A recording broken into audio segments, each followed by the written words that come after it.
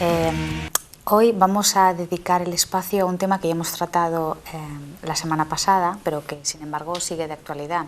Y aunque no vamos a repetir lo mismo, sí nos quedaron cosas por decir y vamos a afrontar cosas nuevas porque el escenario ha cambiado. Hoy vamos a volver a hablar de las acampadas bajo el título de Demócratas indignados e inconsistentes. Habíamos barajado varios adjetivos antes de empezar el programa y me ha fallado la memoria. Hoy nos acompañan para hablar sobre este tema, sobre los acampados del 15M y sus propuestas, lo que ha acontecido desde el último programa, Tomás García López, de derecha a izquierda, Tomás García López, ¿qué tal? Javier de Palomar, ¿qué tal? Carlos González y Gustavo Bueno Sánchez. Y como todos ustedes saben, hace poquitas horas, el ministro del Interior, Alfredo Pérez Rubalcaba, ha dicho que ya iba siendo hora de que los acampados empezaran a pensar en levantar las acampadas después de 16 días, no está mal, ¿verdad? O 17 que han pasado. ¿Qué opinan sobre este asunto, Tomás? Buenas tardes. Yo empezaría echando una mirada organicista a este fenómeno, precisamente ante esto que acaba de comentar Sharon, ¿no? Y para ello pues recurro a una nomenclatura que es muy propicia, que es las categorías aristotélicas de la sustancia. Yo creo que este organismo, así es como lo concibo yo, a este movimiento, pues primero obedece a las leyes del cambio, ¿no? Y hay pues un cambio sustancial. Primero nace, sobre la generación quiero decir un par de cosas, pero prefiero agotar todas las otras posibilidades de cambio. Y todo organismo que nace, pues eso, muere, se corrompe. Yo creo que estamos ya apreciando los síntomas de la corrupción, porque si uno se acerca a estas plazas, pues huele mal, ¿eh? Es decir, que se está produciendo el fenómeno de la descomposición, y eso acompañado precisamente a que ese es precisamente el caldo de cultivo para que ciertos parásitos como pulgas, chinches, piojos y demás parásitos pues empiecen a aparecer en ese escenario, ¿verdad? También hay, por supuesto, cambios accidentales, es decir, cuantitativos. Estas acampadas aumentan, disminuyen, cambios cualitativos. Dentro de las acampadas se producen pues cambios cualitativos, morfológicos, pues cambia el pelaje, el paisanaje. Tengo noticia de que ahora mismo en la Puerta del Sol de Madrid, además del núcleo inicial, que también ha variado, pues hay otros grupos, como por ejemplo, según contaba el otro día un comerciante, los mendigos de la zona, se han sumado a este movimiento. También se han sumado, por ejemplo, pues un colectivo de saharauis que piden lo suyo, un colectivo de rumanos, gitanos rumanos que también piden lo suyo, con lo cual, por supuesto, se ha producido este asunto, ¿verdad? Y luego pues también cambios locales, es decir, que los chicos se cambian, van de unas plazas a otras, y incluso pues tienden ya han propuesto el llevar estas acampadas a plazas de barrio, a plazas locales, etcétera. Pero a mí lo que me interesaría sobre todo, y muy brevemente, yo creo que en un par de minutos lo voy a despachar, sería la génesis. A mí lo que me preocupa de este movimiento es la génesis. ¿Y por qué digo esto? Porque a mí me llamó muchísimo la atención, y yo además, como ando un poco despistado, que se le denominara movimiento 15M. Yo, claro, cuando oí lo de 15M, pues a mí lo de la M me suena siempre a marzo, es decir, al 11M, en una palabra, ¿verdad?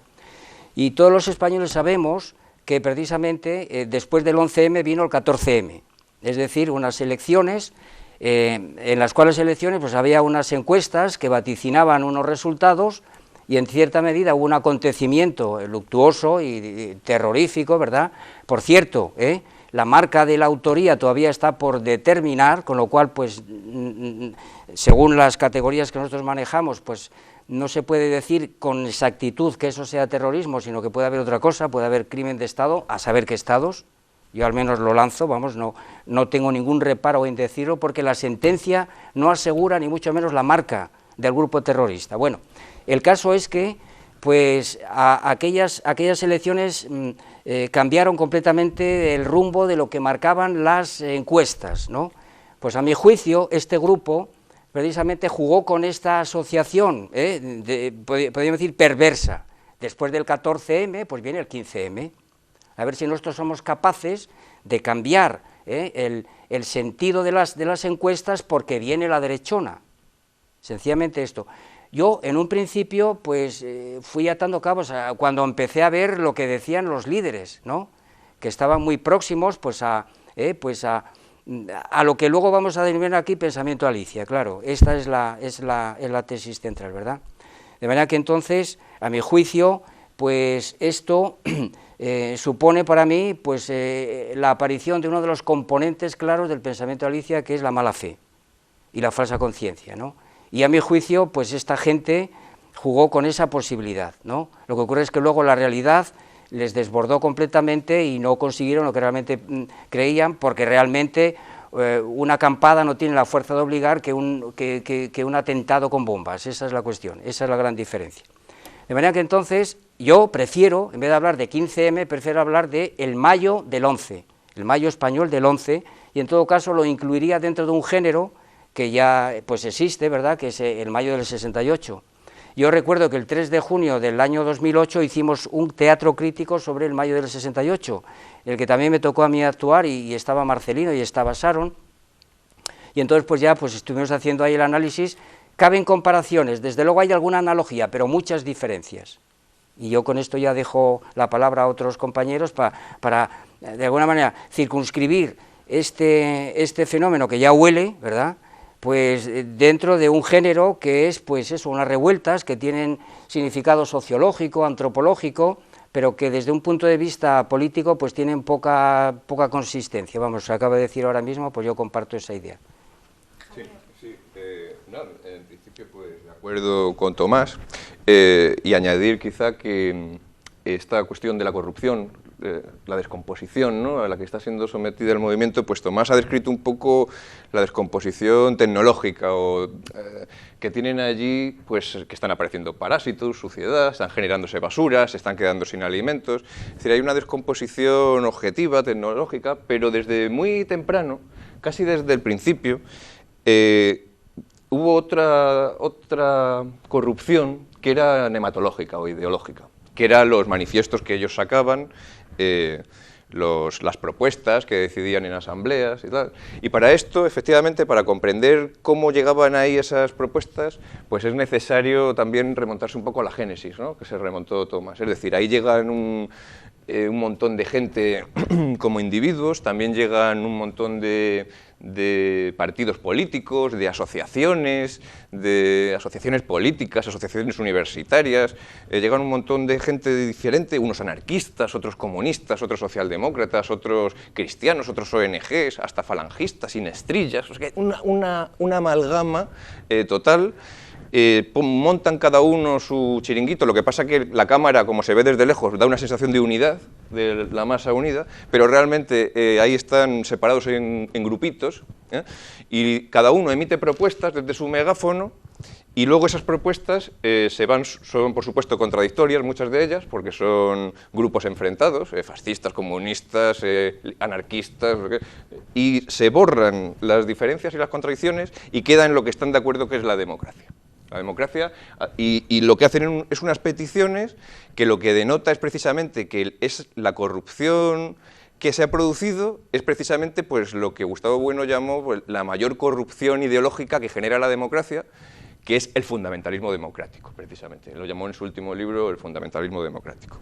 Entonces, resulta que tenemos unas asambleas que hacen unas propuestas que son fundamentalistas democráticas, es decir, lo que piden es circunscripción única, que haya elecciones como unas presidenciales en las cuales se conoce, que haya separación de poderes efectiva, ¿no?, una serie de medidas que ellos creen que poniéndolas se van a arreglar determinados déficits democráticos y vamos a llegar a una democracia que va a ser la democracia fetén, la democracia pura, que es también esta, porque ellos recomendaban en todo momento que se votase. Decían, vamos a votar, bueno, unos decían a los partidos pequeños, otros decían a uno que no sea casposo, evidentemente decían, que al PP no le votéis, ¿no?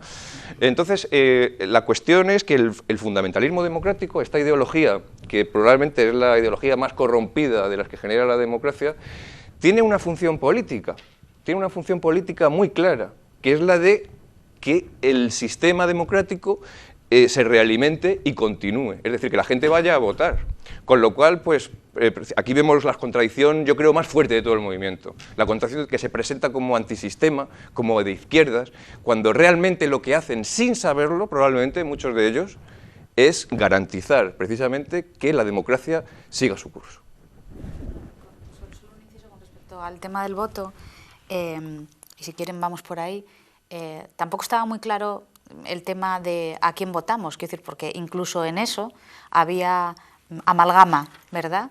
Y diferentes criterios. En la propia Acampada de Sol había la gente a la que entrevistaban y decían sí hay que votar, pero a partidos minoritarios, otra gente que decía no hay que votar de ninguna manera. Eso al final no se hizo ninguna proclama sobre el voto en la asamblea, claro, pero lo que en un principio la... todos los medios de comunicación dieron como un movimiento abstencionista, por decirlo así, se fue convirtiendo a lo largo de los días en una cosa que no tenía mucho sentido. Precisamente los anarquistas son los que han ganado la partida, es decir, han impuesto su método asambleario.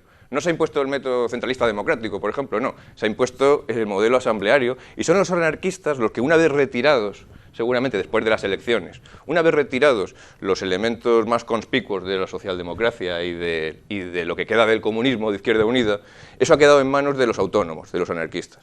Y entonces se está derivando seguramente el movimiento por otros vericuetos, porque ya como la cosa salió mal, porque las elecciones ganó el PP, vamos a decirlo claramente, las elecciones arrasó el Partido Popular, eso ha perdido mucho de significado, porque ya el fundamentalismo democrático, ¿para qué? Bueno, pues ya hemos tenido la fiesta de la democracia, ha ocurrido lo que ha ocurrido, ¿para qué más pedir más democracia? Ya lo hemos tenido aquí.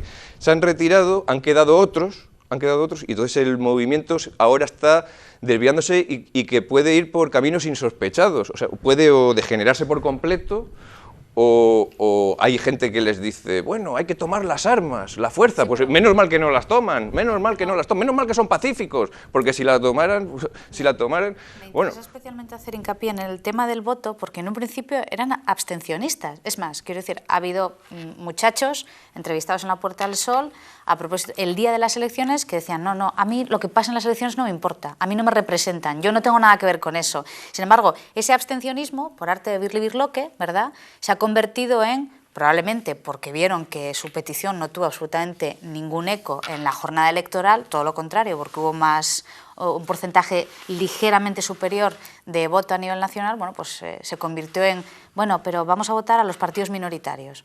Entonces, quiero decir, eso también me interesa recalcarlo, porque es otra contradicción más. Desde el principio había posturas contradictorias, habría algunos que decían ni PP ni PSOE, otros que decían a cualquiera menos a uno facha, otros que decían a los pequeños, otros que decían a ninguno, ¿no? Los anarquistas, efectivamente. Claro. Carlos. Pues bueno, siguiendo un poco el hilo de estas dos intervenciones, que yo creo que más o menos ya han planteado muchos temas que hay que tocar, yo sí estoy de acuerdo en una cosa que acaba de decir Javier, que es sobre, hay que intentar no darle tanta unidad al movimiento. Quizás una vez que te pones a analizarlo, intentas darle una homogeneidad, una unidad que el movimiento no tiene tal. Y ya anteriormente a las elecciones, yo creo que estaba estas contradicciones, pero muy grandes, entre pues no votar, votar en blanco, votar en nulo, no votar PP, PSOE, CiU, como los tres grandes partidos en el Parlamento. Es decir, eso ya estaba sobre la mesa, que luego, posiblemente después de las elecciones, pues ciertas corrientes, que es que eso, se están totalmente luchando, destruyendo entre ellas en el movimiento, pues hayan ganado fuerza y otras hayan perdido fuerza. Y también, un poco al hilo de la intervención de Tomás, sí que creo que utilizar el 15M es verdad que da lugar a equívoco, pero es un equívoco que quizás el PSOE en un primer momento pensó, este movimiento podemos tomar, es decir, podemos dirigirlo y utilizarlo a nuestro favor. Luego se ha visto que el movimiento a posteriori es tan heterogéneo que ni siquiera ellos han podido, creo yo, retomarlo. Y el movimiento más cumple una analogía, quizás precisamente desde los que han promovido las acampadas y la manifestación, con lo que ellos han querido ver una analogía de participación ciudadana con las revueltas árabes del norte de África, por ejemplo. También hay un artículo sobre a este respecto muy interesante de Ismael Carballo en el último Cat of Leopards del mes de mayo, que es sobre la ciudadanización de la política, ¿no? Y habla cómo, desde un punto de vista meramente formal, se quiere ver cómo estos movimientos, pues eso, los movimientos del DRI, de las acampadas, los movimientos del norte de África, como simbolizan lo mismo, ¿no? Es la ciudadanía recuperando la política. Y claro que esto corresponde a unas categorías totalmente infantiles, que es una ética, es decir, una aplicación de categorías poéticas, éticas, a la política, una falta total de realismo político, y que precisamente quedarse en ese plano meramente formal, superficial, no da pie a ver precisamente que en el contenido son movimientos que no tienen nada que ver. Porque claro, son circunstancias sociales, políticas que no tienen nada que ver en Norte de África, por ejemplo, con países como España, que ahora mismo tienen crisis económica, pero por otros motivos muy grandes. Allí había... Y perdóname, Carlos, y si me apuras, que ni siquiera los ciudadanos Claro, entre claro. sí, es decir, es una fantasía de igualdad ejercida desde la política, pero que la ciudadanía o la sociedad civil, como se quiera llamar, también está partida. Es decir, tan sociedad civil y tan ciudadanos son los que se manifiestan en Sol o acampan en Sol como los que van a la manifestación contra ETA o contra el Plan Ibarretxe o Asociación Víctimas del Terrorismo. Y resulta que no son los mismos, ninguno de ellos. Javier, no son los mismos. Están partidas. Vamos a dejar que Carlos acabe y que luego intervenga Gustavo, que os recuerdo que todavía estamos en el turno inicial. Sí, no, era una interpelación breve, que ya no se me consentía. Yo siendo un poco lo que ha dicho Javier, que precisamente me da pie ya de acabar mi intervención, es precisamente eso. Tienen un idealismo, una falta de realismo político donde ven la sociedad civil, ¿no?, como totalmente, el Estado es una superestructura que oprime a la sociedad civil, y la sociedad civil está oprimida y hay que recuperar, hay que desenvolverse del Estado. Claro, cuando no se dan cuenta que precisamente las contradicciones no están en el Estado y en la sociedad civil, sino en la propia sociedad civil. Es decir, ese problema, claro, es unas categorías totalmente idealistas, psicologistas, individualistas, no son capaces ellos de verlo. Y claro, es un problema muy gordo porque precisamente de lo heterogéneo, de lo contradictorio que son estas acampadas, es que nadie puede saber por dónde puede salir esto, que eso es quizás un elemento muy problemático, que los anarquistas están intentando todo el rato tomar posiciones, otros partidos. Es decir, ahora mismo hay una situación de caos absoluto, y bueno, luego unido también a lo que ha comentado Tomás de un estado de insalubridad total. Es decir, allí, claro, se está permitiendo que gente coma, duerma, hagan sus necesidades, y claro, eso a la larga, al no haberse tomado en su primer momento y haber impedido estas acampadas, en ese, creo yo, intención del PSOE que le podía reportar cierto beneficio electoral, claro, ahora esto ha crecido y es mucho más difícil, porque cualquier intervención, se ha visto en Cataluña, se utiliza por los medios de comunicación modo de rebote y hace que la gente acuda más en masa a las acampadas. Claro, eso es un problema, ahora se ha dejado crecer y ahora es más difícil, ahora hay que intervenir por la fuerza, que es el problema. Sí, pues recogiendo un poco lo que ya se ha dicho, efectivamente yo creo que todo el mundo está de acuerdo en que el fondo contra el que estos movimientos van, o el malestar que realmente existe, pues es un hecho incontrovertible. Hay un 40% de paro juvenil, hay una situación de crisis muy grande, y mucha gente se queda solo en esa apariencia. Pues no, parece mentira que critiquéis este movimiento cuando la realidad que lo origina es la que es. No, en eso se está totalmente de acuerdo. Ahora, hay que apuntar bien qué es lo que se hace. Bueno, Gustavo, perdóname, es que tampoco piden pan. Es que esos jóvenes van con un teléfono móvil que solo el teléfono móvil vale más que el sueldo mínimo interprofesional. Sí, bien, eso ahí vienen las contradicciones. Bueno, pero eso tiene que ver con la procedencia y con la... Que no piden pan, no piden pan como en Rusia en 1905. Con la procedencia social de esos jóvenes. Bueno, bien. Entonces, dentro de la diversidad tan absoluta, de las contradicciones internas que tienen todos, sí que yo creo que se podría caracterizar un par de cosas. La primera es el subjetivismo tan notable que sufren, que les hace creerse protagonistas de un momento histórico especial. Y ahí sí que están todos de acuerdo. Todos son conscientes de que están casi en el año cero de la nueva era, al margen de que haya un montón de frikis que les estén defendiendo la nueva era y cosas de estas, de todo tipo. Pero sí que tienen una conciencia de grupo, disperso por un montón de sitios, con una voluntad de internacionalizarlo, y entonces como que es el comienzo de un cambio, un punto de inflexión, y claro, las referencias históricas son siempre pues la Revolución Francesa, o el Mayo del 68, o lo que sea. Es decir, ahí esa conciencia funciona. Y luego, otra segunda característica que yo creo que también ha afectado a todos, al margen de las divergencias internas, es que han confundido los fines de la protesta con los medios utilizados para llevarla a cabo. Es decir, casi el fabricar en los centros de las ciudades pues una favela o un campamento o una comuna, pues es lo que ya les tiene absolutamente preocupados, y algunos incluso ya aprecian los valores positivos de la organización que han hecho, que tienen un departamento de sinergia, que tienen un departamento de comunicación y que tienen un departamento de seguridad y que han puesto una guardería infantil y ya en el colmo, pues que han puesto un huerto biológico para ser autosuficientes y han puesto energía solar y no sé qué historias, y entonces ahí ya entramos ya en el terreno del delirio que necesariamente nos tiene que llevar pues a los delirios que en el siglo XIX se pudieron hacer en esa línea, pues por la vía de Fourier,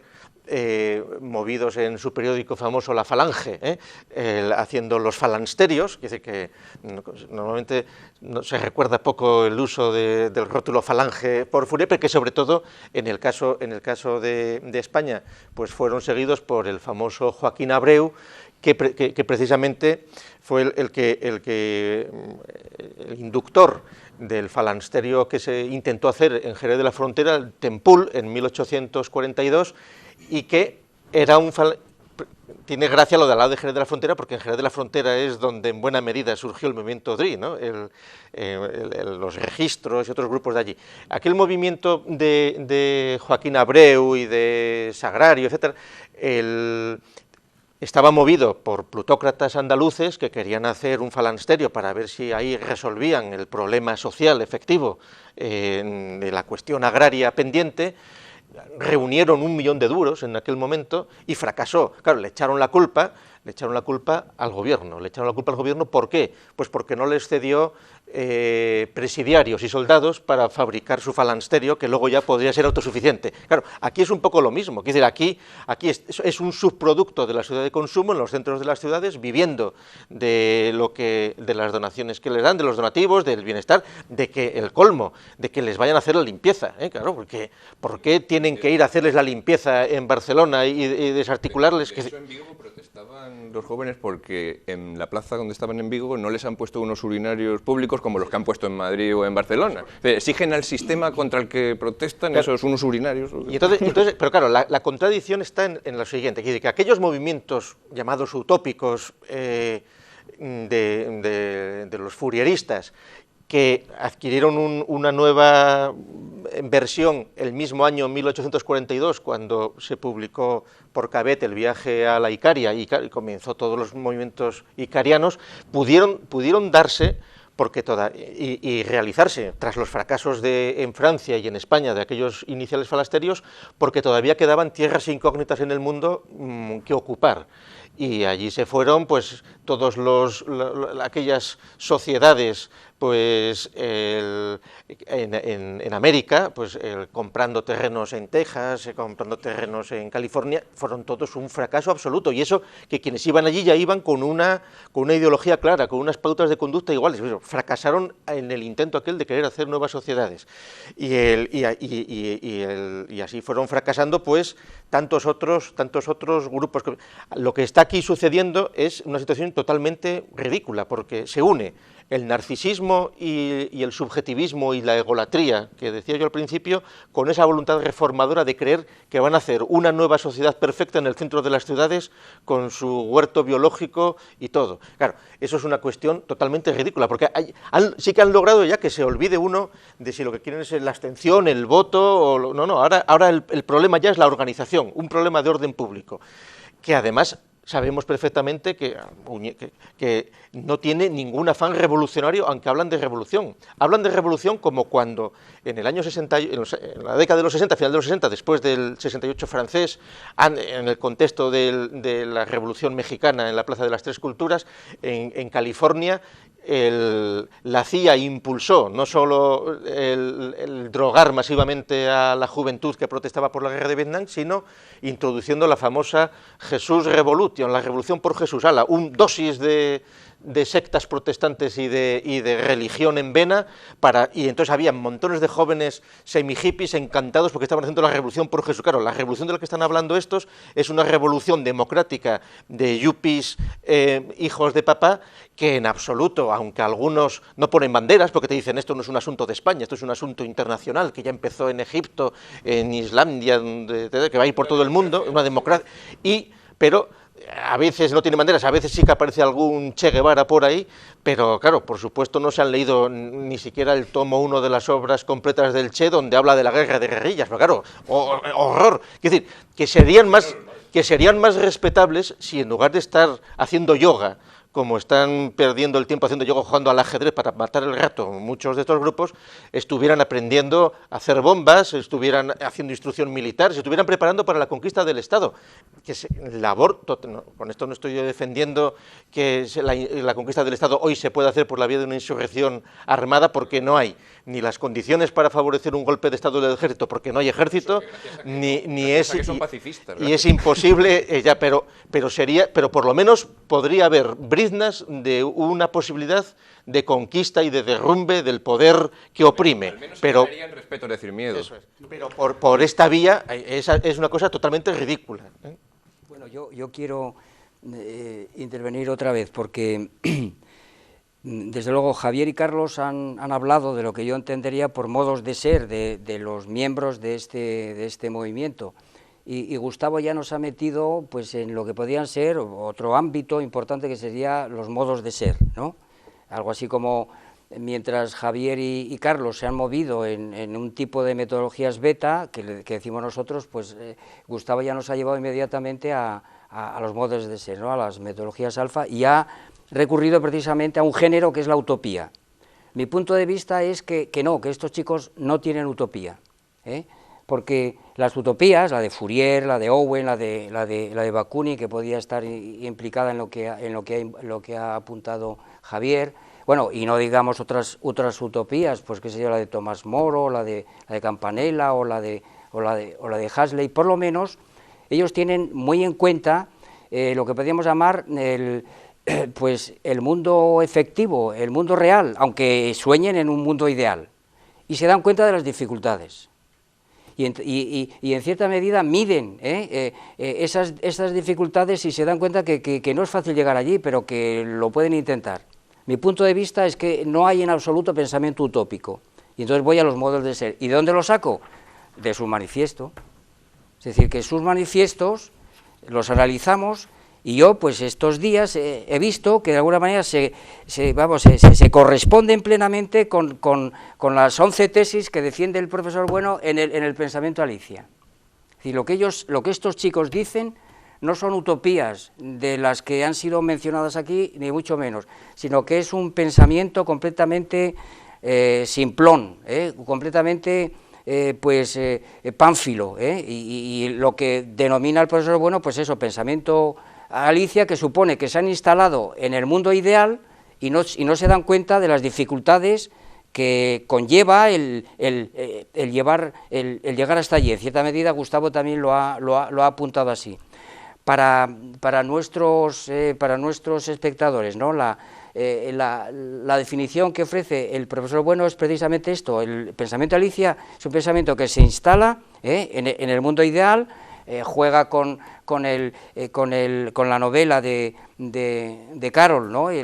Alicia detrás del espejo. Estos se han puesto al otro lado del espejo y no ven las dificultades, y entonces hacen proclamas como, por ejemplo, pues las prioridades de toda sociedad avanzada de ser la igualdad, el progreso, la solidaridad, el libre acceso a la cultura, la sostenibilidad ecológica, el desarrollo, el bienestar, la felicidad.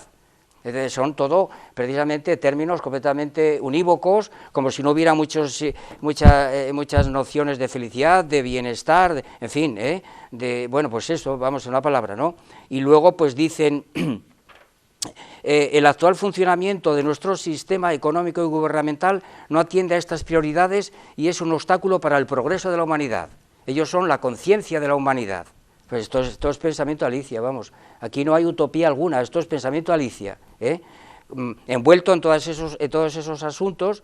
Y además el profesor Bueno, curiosamente, dice que el pensamiento Alicia surge en España después del 11M, y es, por así decirlo, la ideología propia del socialismo español, y es el presidente Zapatero quien lo patentiza y quien nos obliga a este hombre, a los profesores de instituto, que lo administremos a los estudiantes de bachillerato y de la ESO.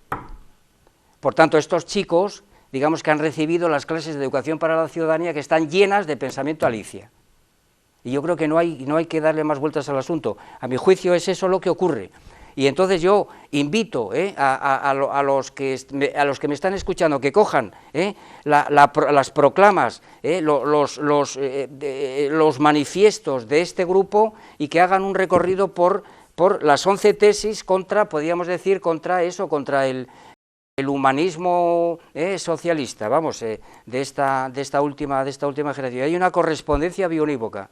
Yo es que lo he estado viendo, vamos, lo he ido cotejando, sobre todo en el punto número 1, yo hablo de las tesis, y además como son 11, pues me permití el lujo cuando presentamos el libro, pues de hacer una comparación entre las 11 tesis de Feuerbach contra el idealismo y el humanismo de Feuerbach, y esto que sería, pues eso, contra otro tipo de humanismo que se aproxima más, pues a Krause, claro, sin duda alguna, vamos, y a Giner, del Río, perdón, Sant del Río, perdón, y bueno, y Giner, sí, va, todo el pensamiento krausista. Son especialmente claras las correspondencias bionívocas entre la primera tesis, la Alianza de Civilizaciones, la sexta, solidaridad, la octava, pluralismo cultural, la 10ª, democracia, y la decimoprimera, sí, esto es, la 11ª sobre el humanismo, ¿no? Y hay una correspondencia bionívoca, y el análisis que él hace es eso,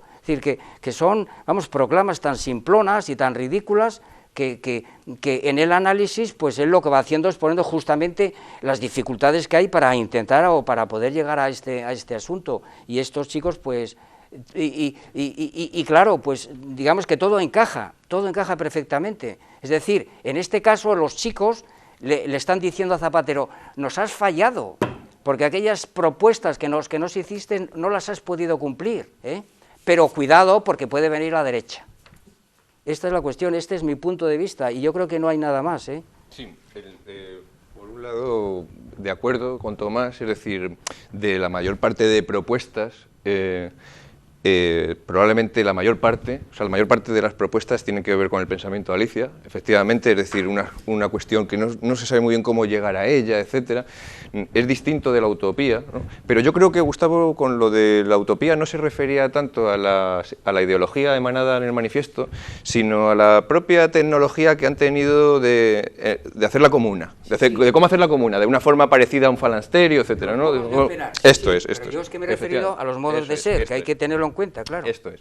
Y por otra parte... Porque los modos de operar pueden ser aparentes. Sí. Entonces aquí hay que centrarse, además de no despreciar ese ámbito... Efectivamente, parece una comuna anarquista, como ha descrito Gustavo, pero a la hora de la verdad sus propuestas, la mayoría son pensamiento Alicia, pero yo también incluiría, porque yo cuando las he visto, es decir, la mayoría efectivamente sacaban la misma impresión que tú, esto es puro pensamiento Alicia, pero hay algunas que no parecían tanto pensamiento Alicia, claro, como el puro fundamentalismo democrático al que yo me refería al principio. No, pero es que... decir, cuando hablan de circunscripción única, Tomás, cuando hablan de circunscripción única, o de unas presidenciales, o de que los tres poderes vayan separados, etcétera, no es tanto pensamiento Alicia como un fundamentalismo democrático, que ha habido que ponerse de acuerdo con él, y que suena más a las posiciones de...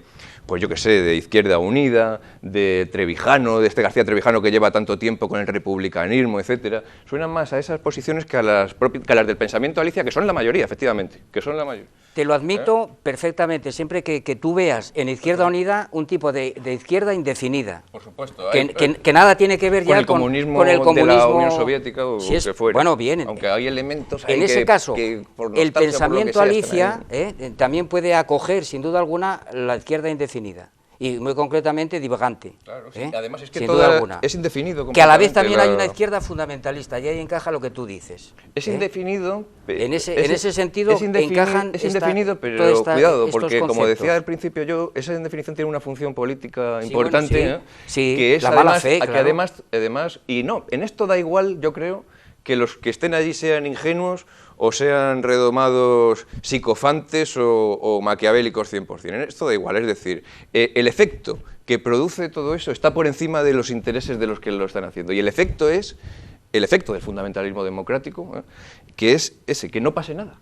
que no pase nada, que la gente vaya a votar y bueno, y en las siguientes elecciones volveremos a recordar que hace falta una democracia real ya. A ver, claro, lo curioso yo creo que ahora viene a ver cómo se desactiva todo esto. Es decir, si va a los barrios, si se va a los barrios, eso quiere decir que los chicos no eran de barrio, no eran los auténticos parados que están sufriendo, los auténticos obreros de la construcción que están ahora en paro, etc. Los chicos no eran de barrio, ahora van a ir a los barrios a enfrentarse con los parados de verdad, con los parados, a ver qué les dicen, igual les dan trabajo, no lo sé. La cuestión es que a ver cómo se degenera el movimiento para saber precisamente estas cuestiones también, qué función tuvo. Y la función fue nula, fue la de activar el voto por unos lados, desactivarlo en otros, y veremos cuándo vuelve. Una vez que esto se degenere, ¿cuándo vuelve? Y si vuelve, ¿cuándo va a volver? Porque claro, ¿cuándo se van a volver a activar estas células desde los barrios? Pues yo espero el año que viene, en marzo del año que viene. Claro. Yo espero a marzo del año que viene, a que se vuelvan a activar. Caso práctico, ¿verdad? Yo solo voy a reproducir cosas que han dicho algunos portavoces del movimiento y que se emitieron en un programa de radio el 27 de mayo del 2011. Y vosotros decidís si queréis decir algo o no. El portavoz del Departamento de Sinergia, y dice: este movimiento está plantando las semillas de una nueva civilización en la Tierra. No tiene nada que ver con España. Ha empezado a surgir en todo el planeta, Egipto, Islandia, etc. Sigo leyendo. La amistad es fundamental en este proceso. Hacer amigos mientras trabajas y compartir desde el amor. Sigo. Nada de partidos, nada de partir. Hay que declarar patrimonio de la humanidad todos los recursos del planeta, los naturales, tecnológicos, el conocimiento, los medios de producción. Sigo. Estamos planteando una convivencia de civilizaciones a partir de un modelo simbiótico. Y ya termino. Como se dijo en Madrid, la nueva humanidad prefiere la libertad de crear a la esclavitud de consumir. Claro, es que el problema es, por ejemplo, cuando todo este tipo de... Claro, esto son totalmente alucinaciones, no se puede decir de otra forma.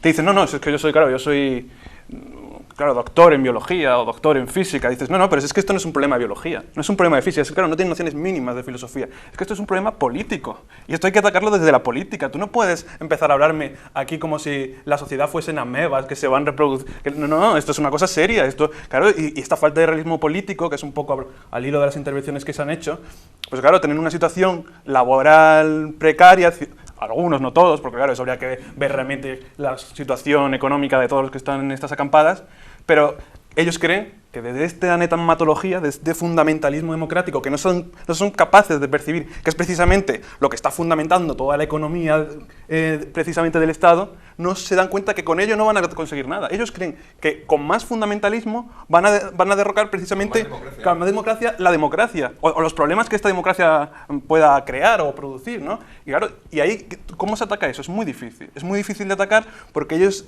son unas categorías muy infantiles, ¿no? Muy... Pues eso, es que no llegan, es lo que ha dicho Tomás, no llegan ni siquiera a utopía porque no están estructuradas, no tienen múltiples contradicciones internas. Claro, entonces, ¿cómo se ataca eso? Una de las características que se mantiene y que a raíz del programa anterior que hicimos de teatro crítico, algunos han protestado por decir que se les tachaba pues de analfabetos, de no formados, etcétera, y entonces decían, no, somos doctores, somos licenciados, bueno, pero es que da lo mismo, es decir, que efectivamente... Es la protesta social de gente más formada que ha habido... Más cualificada. Pero que todos juntos, pero sí un rebuzno. Pero que lo que demuestra es el triste estado de la formación universitaria actual, cómo la ideología del pensamiento alicia, del entontecimiento y del aborregamiento global, pues ha hecho mella, cómo el especialismo y el particularismo en técnicas y en ciencias, en saberes positivos, pues no supone que se pueda sustituir pues un conocimiento político y filosófico de la realidad, el fracaso absoluto de los programas de la filosofía en el bachillerato, puesto que las clases de filosofía, las clases de ética se han convertido por obligaciones del guión, pues o bien en transmitir ideología bondadosa o bien simplemente en hacer una repetición los alumnos de lo que han escuchado por televisión el día anterior, para qué es lo que opinan, claro, porque cuando el profesor les dice, no, que opinen los alumnos, ¿no? Los alumnos están opinando lo que acaban de decirles en la serie de la televisión, que está por los frailes que están controlando todas las cadenas de televisión, que es decir, frailes entre comillas, que es decir, antiguos frailes ahora ideólogos socialdemócratas en su mayor parte, están toda esa papilla difundiéndola a la población, más que a través de la enseñanza, a través de los programas de televisión, de las series, que son las que ahorman y adoctrinan mucho más, y entonces las clases se constituyen en buena medida en la repetición de los tópicos que se han escuchado por televisión, y entonces ahí se realimenta ese estado que es en el que estamos. Y el colmo de ese, claro, enlazando con el fundamentalismo democrático, en el mismo programa del que mencionaba Sharon, ahí se ve también los leguleyos que son estos ideólogos o estas personas que se están moviendo, porque uno de los más avanzados intervenía ya dando un paso más a lo que había que hacer, es decir, había que romper ya los estados, las naciones y hacer una nación única, y decía, contamos con la posibilidad, según el derecho internacional, de declararnos nación distribuida de pleno derecho. Todo el movimiento o sea, declararse nación distribuida de pleno derecho para poder ampararnos en el derecho internacional y amplificar así nuestra capacidad de transformación y poder representativo en el marco global. Consideremos el estudio de la siguiente propuesta. Declaramos el Estado-Nación de Gaia, formado por todas las personas que expresan su pertenencia permanente y cuyo territorio se extiende al cuerpo físico de todos sus ciudadanos. Su gobierno es consensual y holocrático y tiene capacidad para entrar en contacto con otros estados, independientemente de su reconocimiento según el artículo 3 de la Convención de Montevideo sobre derechos y deberes de los estados. Claro, es una cosa tan delirante que y luego dicen que no quieren renunciar a la nacionalidad, claro, no quieren, porque mientras tanto, mientras se hace esa nación de Gaia, que ahí no es utopía, ahí es pura ya descomposición mental, pues quieren seguir aprovechándose, claro, de la policía, de la seguridad social, de las pensiones, y en el colmo, pues se remiten a una convención de Montevideo, que es del año 33 o 34, que la firmaron 19 naciones norteamericanas, americanas, pues con reservas, pero para unos ajustes totalmente coyunturales en un periodo de entreguerras preciso. Pero claro, estos demócratas leguleyos cogen el rábano por las hojas y algún abogado alucinado que les asesore, pues les habrá dicho, no, si tenéis la solución, no formáis una nación sin territorio, el territorio es vuestro propio cuerpo, y entonces estáis dispersos por todo el mundo, formáis la nación de Gaia y podéis estar como si fuerais zombies por todas las naciones porque os reconoce pues la Convención de Montevideo de la presencia de miembros de un Estado en otro sitio. Bueno, una cosa delirante.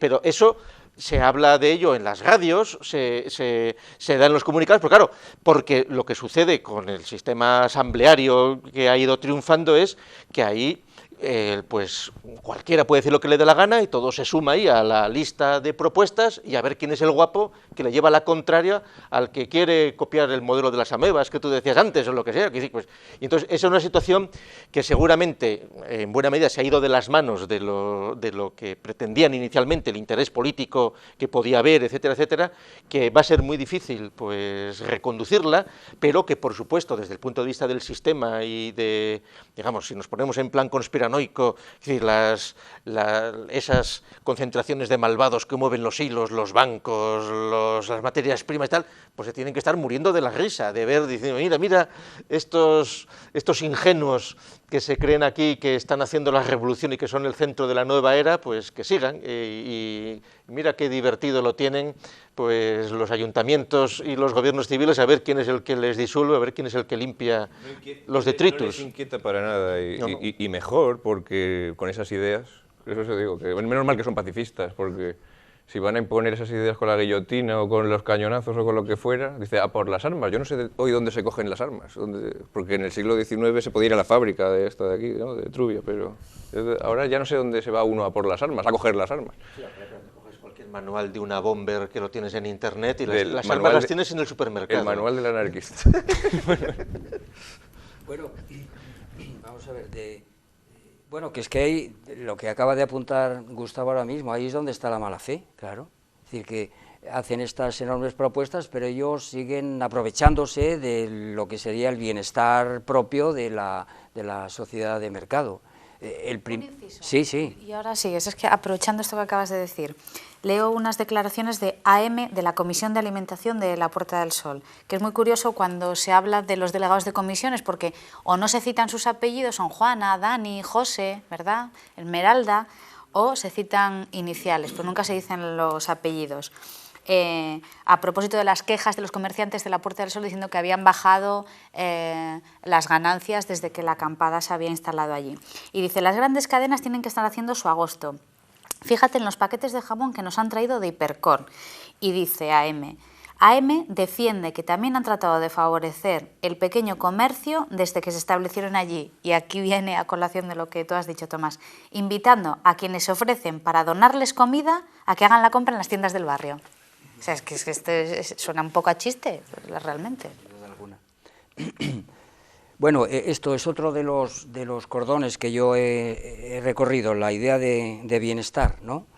Y además, pues eso, ligada precisamente a una opción política, de alguna manera, que tendría que ver, pues eso, en nuestro caso concreto, aquí en España, pues con el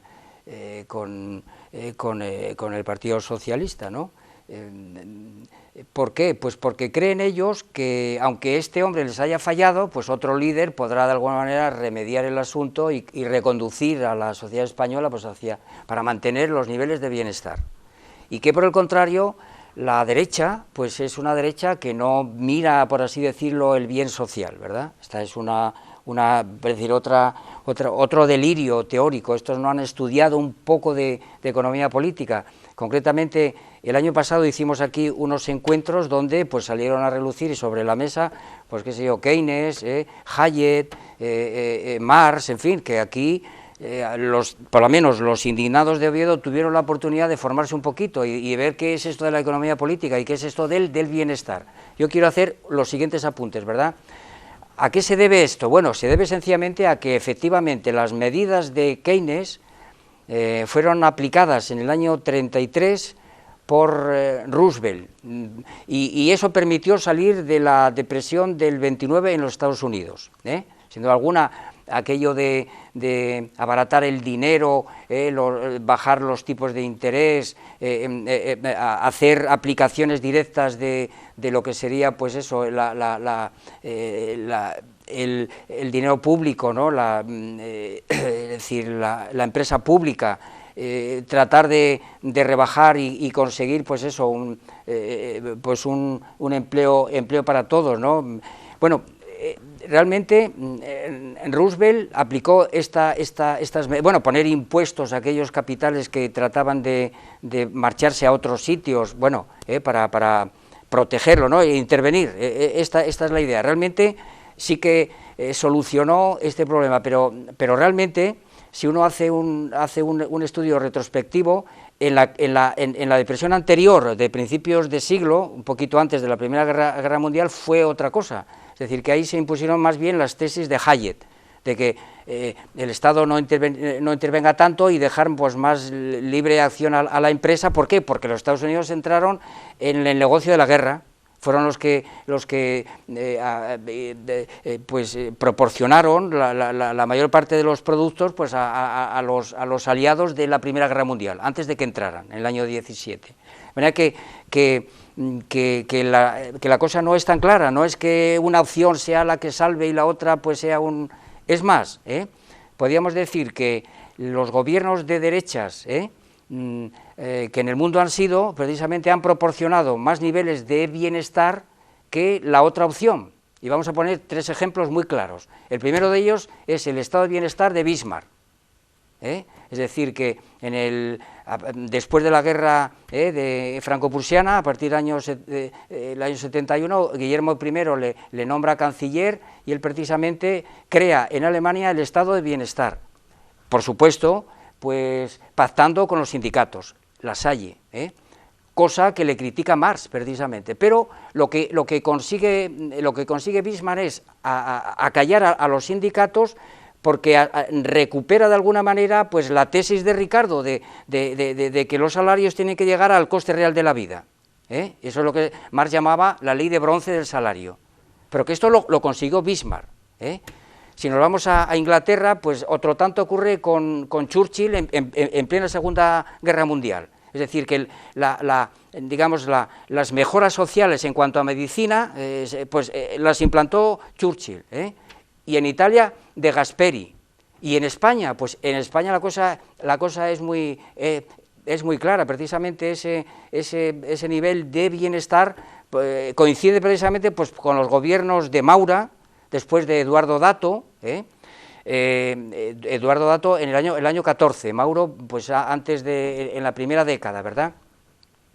Concretamente, además, Eduardo Dato, para deshacer otra entelequia de que la derecha es belicosa y la izquierda es pacifista, precisamente Eduardo Dato, que era conservador, convenció al rey, Alfonso XIII, para que no entrara en la guerra, que él tenía una cierta inclinación, claro, naturalmente la sangre le llamaba, ¿verdad? Y entonces Eduardo Dato le dice no, mientras que el partido progresista avanzado de aquella época, liderado por Romanones, ¿verdad?, el llamado progresista, pues dijo que no, que la neutralidad que defendía Eduardo Dato pues era peligrosa, pues decía él, hay neutralidades que matan. Cuando Romanones llegó al poder al año siguiente, en las elecciones del año 15, pues donde dijo Diego, es decir, que no entró en la guerra, mantuvo la neutralidad, y eso que él era partidario, por supuesto, de los aliados. Y si hubiéramos entrado en guerra nos hubiera ido mejor, sin duda alguna, porque claro, al ponerse del lado de los aliados, pues hubiéramos obtenido los beneficios en la paz, claro, sin duda alguna. Y luego lo mismo ocurre con Primo de Rivera, es decir, que los niveles de bienestar que se consiguen en España, pues tiene que ver con ese otro momento. Y luego ya, pues no digamos la seguridad social en España, ¿quién la implanta? Por mucho que nos repugne pronunciar el nombre, y que ahora pues estoy viendo yo en la prensa que la gente se rasga las vestiduras por una biografía que ha hecho pues Luis Suárez, ¿no? Y pues bueno, bien, te puede repugnar todo lo que quieras, pero la seguridad social que tú disfrutas la implantó el general Franco, con lo cual esta gente tendría que estudiar historia y estudiar economía política. Y no tener, por así decirlo, esos prejuicios tan ridículos acerca de la derecha, porque hay derecha socialista, además de haber una derecha integrista y una derecha socialista. Y en cierta medida, pues, ¿por qué creer que solamente la socialdemocracia o el Partido Socialista, porque tiene un apego pues a lo que sería el keynesianismo, nos va a sacar de la crisis? Pues a veces no, claro. Esta es la cuestión. Estoy estudiando un poco la intervención de Tomás, que demuestra, claro, lo complejo que resulta, claro, de la economía, que hay que estudiar historia, hay que ver política. Claro, esto es prácticamente el lema económico que tienen, es muy simple, los banqueros son malos. No salen de ahí, no tienen más, Es un psicologismo absoluto, simplista, infantil, ¿no? Los banqueros son muy malos, se quieren quedar con todo el dinero y hacer a la pobre gente. Es decir, no entienden todos los mecanismos económicos, todas las crisis internas que tiene el capitalismo, es decir, cosas complejas que hay que analizar y que ellos simplemente ven con ese lema, ¿no? Los banqueros son malos. Y hablando de eso, hay que ver también la situación que tiene España real ahora mismo en materia económica y política, que dentro de la Unión Europea está atada de pies y manos. Es decir, la movilidad que tenemos ahora sin poder devaluar la moneda, no tener moneda propia, al no poder hacer déficit público, es muy seria. Y claro, este tipo de análisis, los de las acampadas, no lo ven ni de lejos. Claro, los banqueros son malos, ahí se van a quedar. Yo creo que Tomás ha dado con otra de las claves del asunto. Con otra de las claves, es decir, si ya habíamos diagnosticado aquí pensamiento Alicia, fundamentalismo democrático, cierto aire de utopismo en la organización y demás, yo creo que ahora Tomás ha encontrado el mito de la izquierda y de la derecha de nuevo, otra clave, el maniqueísmo con el que estos grupos se desenvuelven en un mundo de buenos y malos, de luz y tinieblas, de oscuridad y tal, cuando, claro, es imposible entender entonces todos los ejemplos históricos también traídos y argumentados que acaba de exponer Tomás, es decir, cómo entender entonces las reformas sociales hechas por la derecha, por Franco, por ejemplo, como el 600, el piso, la seguridad social, la elevación del nivel de vida, el estado de bienestar, cómo entender eso del maniqueísmo, es imposible, es imposible. Entonces lo que se reduce es otra vez a estos esquemas de blanco y negro,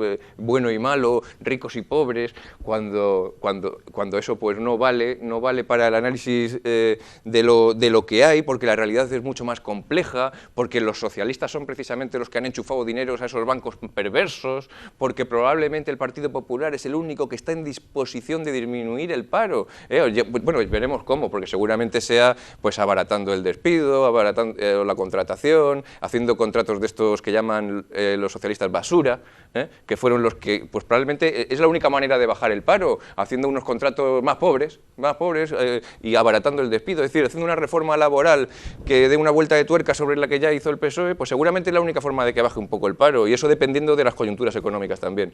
Entonces, si resulta que es el Partido Popular el que tiene que bajar el paro, que es el Partido Socialista el que mete dinero en los bancos, ¿dónde quedan aquí las izquierdas y las derechas? ¿Dónde queda el bien y el mal? Todo salta por los aires.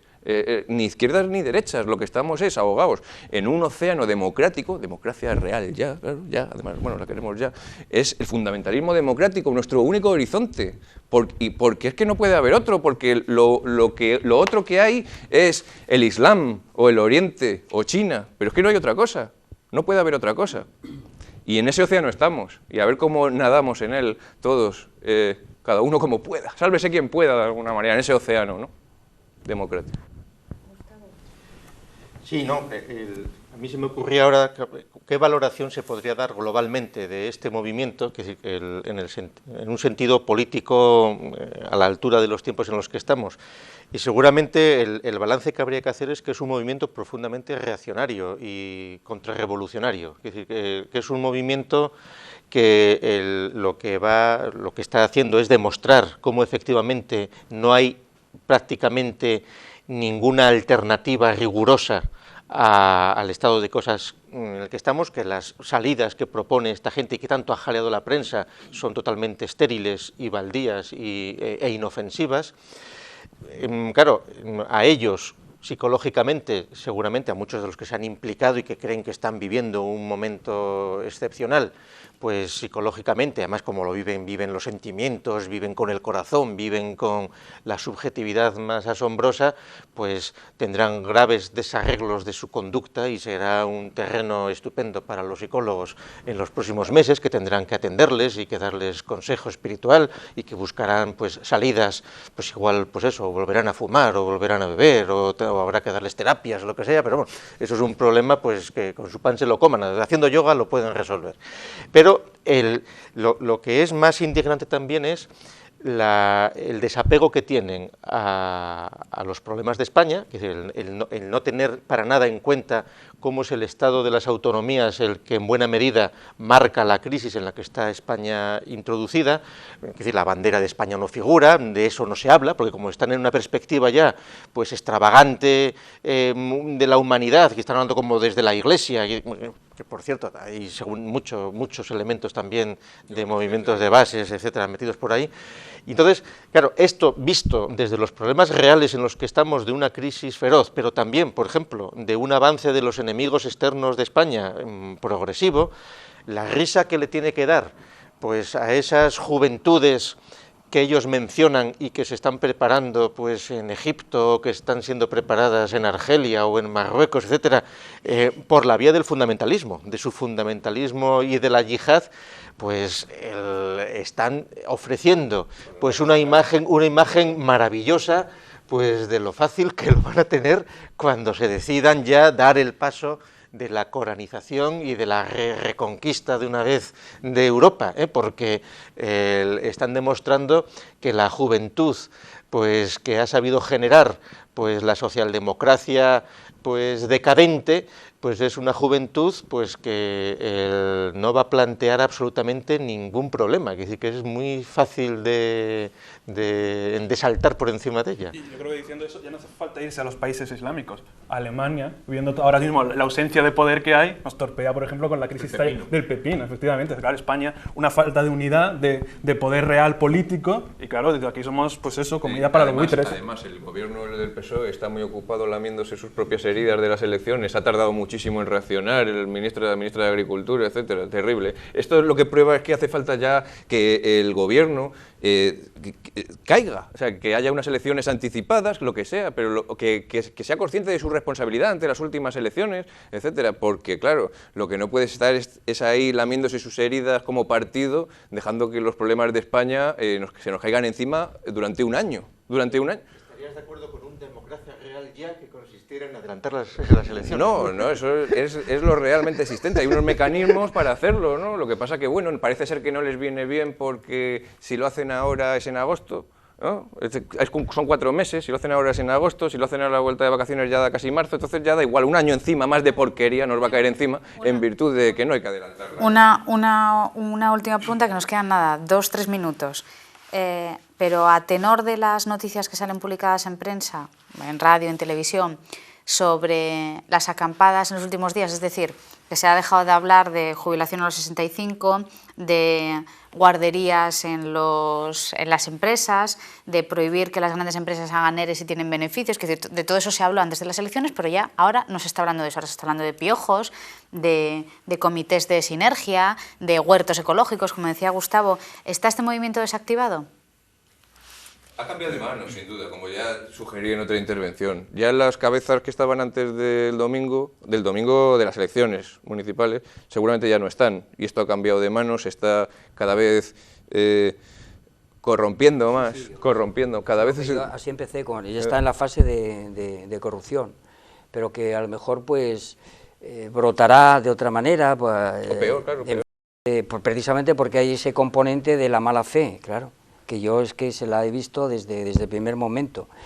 Y ya querría yo decir, si es posible, en un segundo, que lo tenemos difícil desde Teatro Crítico, porque todos los demás medios, todos los demás periódicos, pues han llenado estos días pues de alusiones a este asunto, y yo he visto con gran perplejidad, tal vez, es una manera también de ver cómo está el patio en nuestro país, que gran cantidad de políticos, gran cantidad de periodistas y filósofos o científicos de alguna manera participan de este pensamiento Alicia, lo dicen en sus escritos.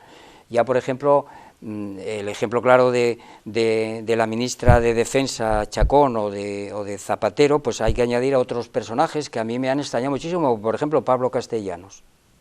Yo realmente cuando él opinaba de que esto era un aire fresco, que bueno, y lo mismo pues decir de algunos colegas nuestros, como por ejemplo Gabriel Albiac, que viene a decir lo mismo que decía con respecto al mayo del 68, y ya recuerdo que en aquel programa pues tuvimos que salir al paso de esas visiones tan idílicas del mayo del 68, yo suscribo lo que ha dicho Gustavo sobre el significado de este movimiento reaccionario, y que no trastoca en absoluto, podríamos decir, la estructura del Estado y su desarrollo. Lo estuvimos analizando aquel día, veo que hoy no das tiempo.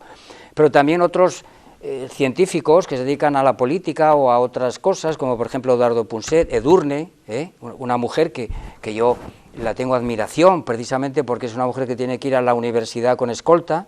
Bueno, pues nada, ella también ve aquí una especie de aire fresco y de que es que hay que llegar a la democracia real. Y luego periodistas que me han llevado, por ejemplo, Luis del Pino, Melchor Miralles, Manuel Cerdán, Raúl del Pozo, Antonio Casado, Fernando Vallespín, Miguel González, José María Ridao, Óscar Elía, Amadeu Fabregat, etcétera, etcétera. Vamos, una lista... Hay que cortar la lista ya. Añadir una cosa, Tomás, que toda esta gente que has mencionado, todas estas personalidades y todos los grupos que estuvieron allí tienen que saber, y todos los que no han pedido realmente que se cumpla la ley y que se desaloje aquello, todos los que no han hecho esto, son cómplices objetivos de lo que ha pasado. Y llámese como se llame, llámese Izquierda Unida, llámese Izquierda Hispánica o llámese Punset. Son todos cómplices de esto. Hay algunas voces críticas, como por ejemplo, hay que decirlo, Piomoa, Sostres, Gistau, esta mujer Pilar García de la Granja, Bustos, bueno, y algunos otros más. Pero sus orientaciones son como aquel famoso cuento de Algacel de los ciegos, ¿no? Son, pues eso, permítaseme la ironía, visiones de ciego, porque es que tocan algún aspecto, pero no tienen una concepción, no tienen sistema para analizar este fenómeno. Entonces, pues alguno de ellos toca la oreja del elefante y dice que es un cojín, otro toca la pata y dice que es una columna, y otro toca el colmillo y dice pues que es un gran cuerno, ¿no? Mucha gente que se ha dicho crítica son cómplices objetivos también, porque al ir allí con el megáfono a criticar, supuestamente lo único que se hacía era aumentar el guirigay ese que se ecualizaba en el océano democrático. Es decir, todo el que ha ido allí a vocear, aunque fuera, él decía, voy críticamente unas narices, cómplice objetivo porque está sumándose al guirigay, que es el que genera luego las ideas fundamentalistas o de etcétera. Han visto algún aspecto, pero nada más. Carlos.